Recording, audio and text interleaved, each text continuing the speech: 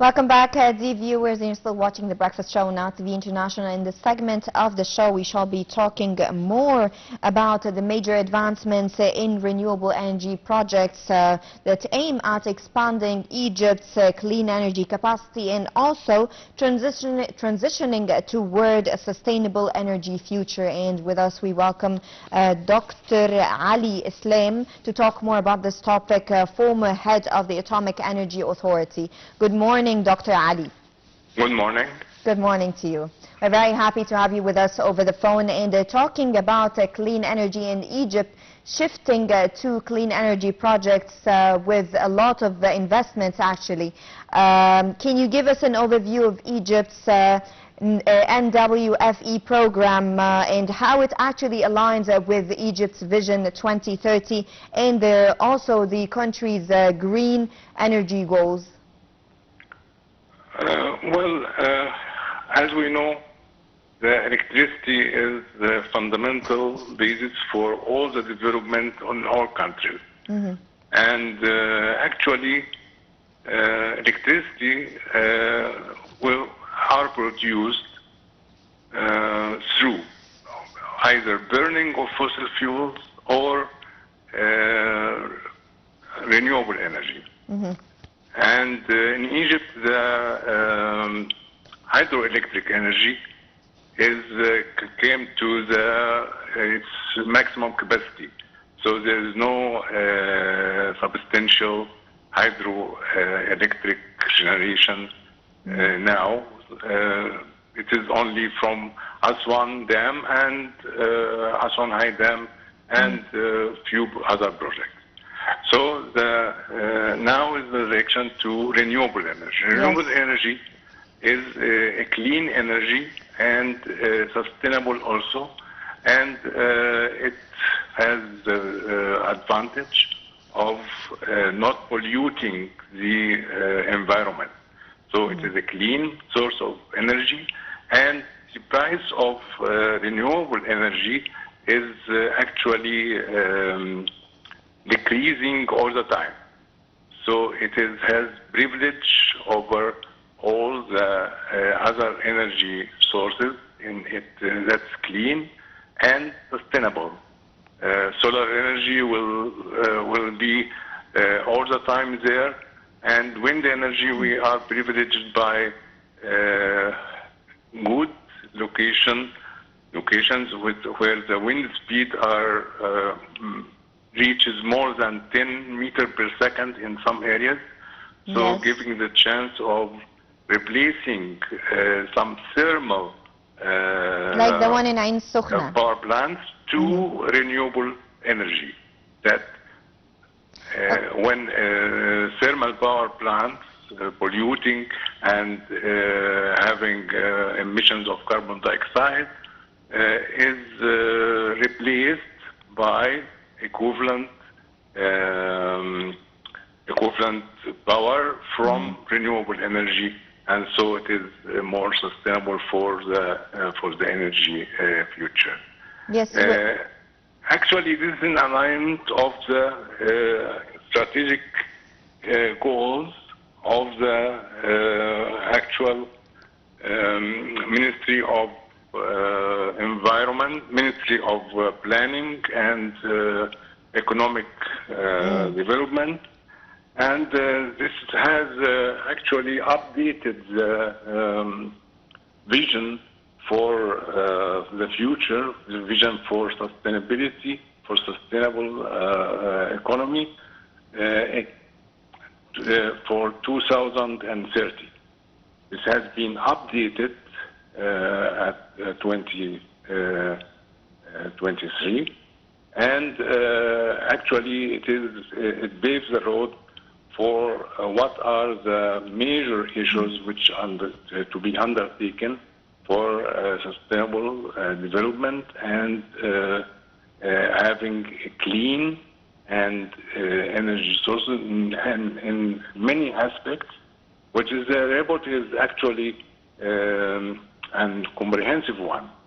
It tackles all the aspects needed for the sustainable development. is actually it sets the goals for sustainable development, and it has major strategic goals for this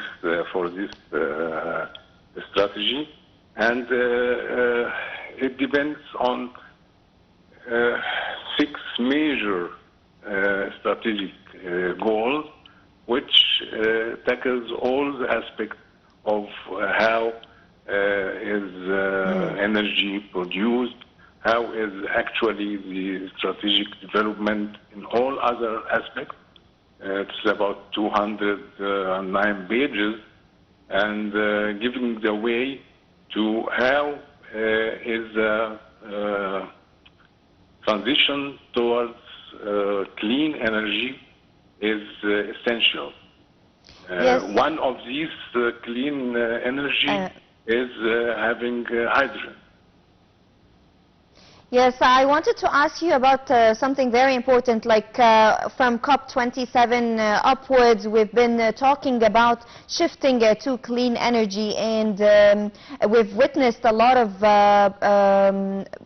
work being done in this field. And we have now a huge investment of $4 billion actually in the energy sector. So what are the key sectors and actually the projects that will benefit from this investment? This investment will benefit actually the projects which are identified under the nexus of water, food and energy. Food and energy, yes. Yeah, and these actually very interlinked, because when you have development, you would like to have sufficient amount of water for the development. So water and food and energy will benefit much from this action towards actual clean energy. And for example, for water, you need desalination. When you need desalination, you need energy. And when it's coming from clean energy, it is very much beneficial.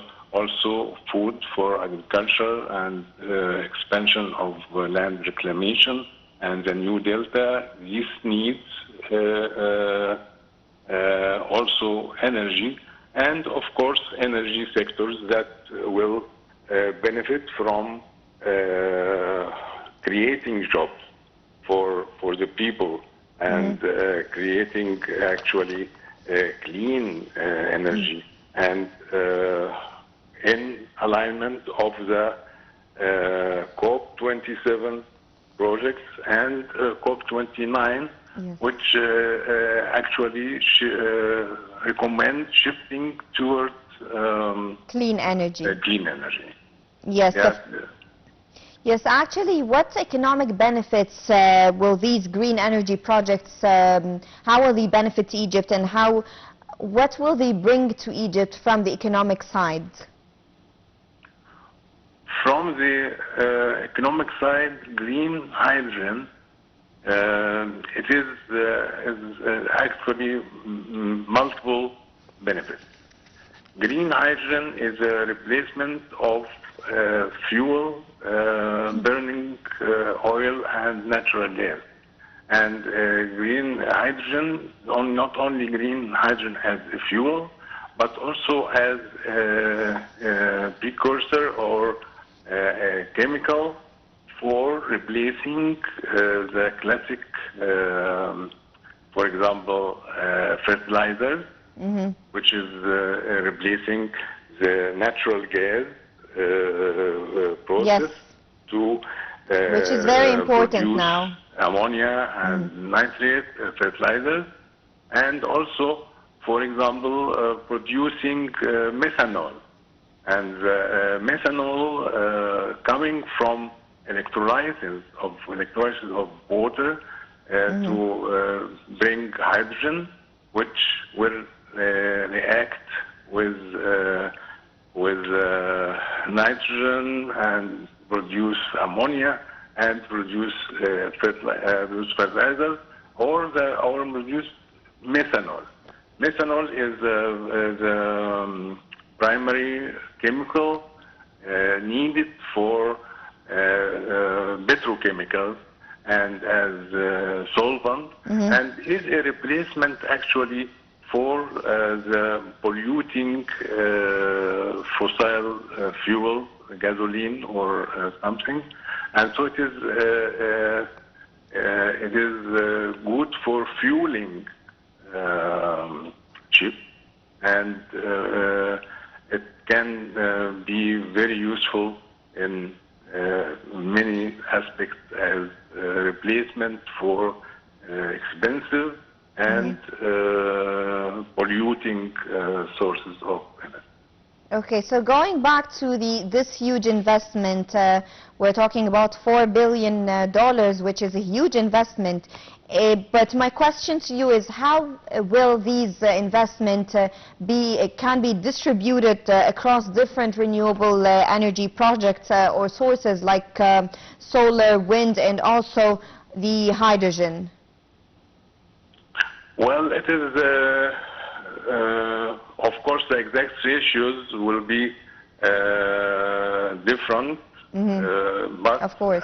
Actually, the wind project and solar, I believe wind projects are taking more than solar right now, but in the future also taking into consideration offshore projects.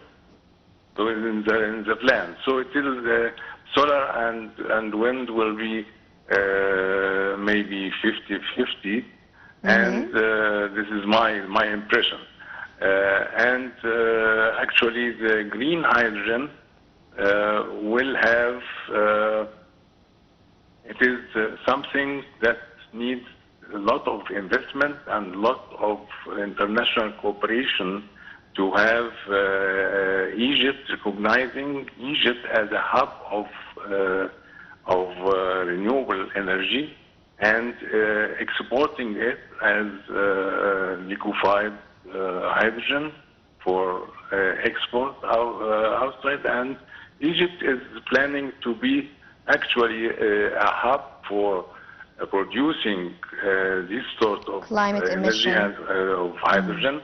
Yes. And it will benefit from this. So these sectors are getting priorities, and it is actually the Ministry of Planning and other ministers and Ministry of Electricity is planning to have the optimum use of expenditure for different aspects. Yes, and my question to you also, how does this program or this investment actually tie into the COP28 and Egypt's broader climate diplomacy efforts as well? Well, actually, these projects are aligned to, for example, the agenda of Africa near 2063, and the development goals, strategic development, global strategic development, goals, and it calls for international cooperation in these aspects, which will strengthen the relation and know-how in these aspects, and it is important to have the South-South cooperation is very important in this aspect, and developing Africa, that each country has a privilege in some sort of energy and expertise, and exchange of this expertise and rationalize and localize the know-how of newer energy is yes, and very implementing important new to have. theories. Yes. And implementing new theories as well. Yes, yes, implementing the aims of develop the countries and rationalize and localize the cell. Yes, Dr. Ali Islam, former head of the Atomic Energy Authority, thank you so much for your valuable insights and for your time to talk to us about the renewable energy projects and the huge investment that is coming from the private sector to boost this sector and the shifting to clean energy. Dear viewers, by this we come to the end of our news of our edition of the Breakfast Show, but do stay tuned for another edition coming to you tomorrow on Now TV International.